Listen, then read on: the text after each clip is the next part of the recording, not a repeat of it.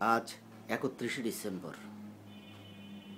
আজ আমার প্রাণপ্রিয় সন্তান আদনান তাসিনের জন্মদিন।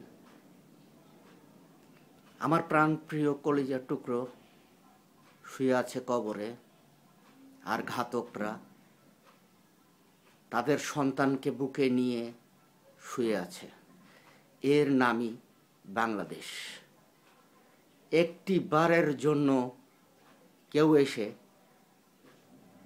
আদনান তাসিনের পরিবারকে সান্ত্বনা দিল না, আদনান তাসিনের হত্যাকারীকে ধরার চেষ্টাও করল না। হায় রে বাংলাদেশ! এই বাংলাদেশের স্বপ্ন দেখেছিল লক্ষ লক্ষ শহীদ, লক্ষ লক্ষ মুক্তিযোদ্ধা।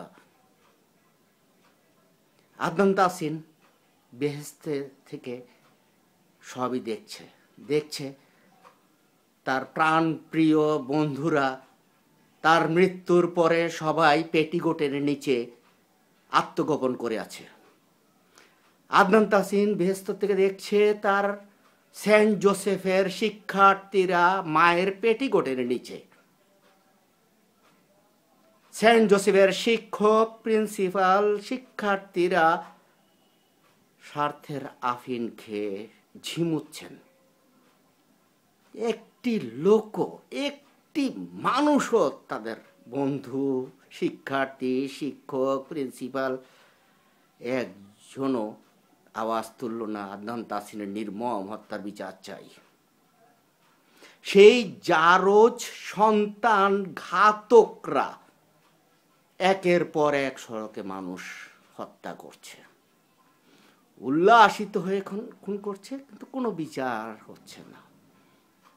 আমি তো চেষ্টা কম করিনি।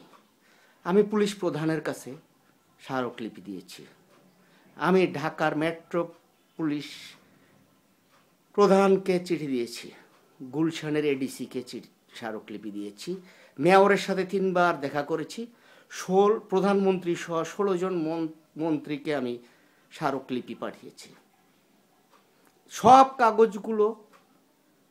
কাগজের স্তূপের সাথে আমার দরখাস্তগুলো সেখানে জমা হলো, কেজি মাপায় সেটা বিক্রি হয়ে গেল। হায় রে মানবতা! একটি মানুষ রাস্তায় নির্মমভাবে খুন করা হলো, একটি মানুষকে। একটি মানুষও তার প্রতিবাদ করল না, বিচার চাইল না। কেন? সে তো মানুষ। আদনান তাসিনকে পরিকল্পিতভাবে হত্যা করা হয়েছে। কেন পরিকল্পিত? কারণ একই স্থানে দিয়া করিম যখন খুন হয় তখন আকাশ বাতাস ভারী হয়ে যায় দিয়া করিম আন্দোলনে। হিংস্র হয়ে উঠে ঘাতক জারজ চালকরা। তারা মানুষের মুখে পোড়া মোবিল লাগানো শুরু করে, মানুষের উপরে লাঠি সোটা দিয়ে আক্রমণ করে। শিক্ষার্থী দেখলেই তারা আক্রোশে ফেটে পড়ে। Adnan Tasin Saint Joseph College থেকে এসে মাত্র রাস্তায় নেমে জেব্রা ক্রসিং নামক মৃত্যু ফাঁদ দিয়ে রাস্তা পার হচ্ছিল। এই শুয়োরের বাচ্চা হায়না ঘাতক জারজ সন্তান আক্রোশের বশে তাকে গাড়ি চাপ রাস্তায় পিষে মারে। পথচারীরা তাকে কর্মীটলায় নেয়। ওই শুয়োরের বাচ্চা কর্মীটলার ডাক্তার, নার্সরা, কুকুরের বাচ্চারা একটিবারের জন্য তাকে ধরে দেখল না। তাহলে তার মৃত্যু যন্ত্রণাটা একটু সহনশীল হতো। এই শুয়োরের বাচ্চা, কুকুরের বাচ্চা, যারো সন্তানেরা আমার সন্তানকে বাঁচতে দিল না।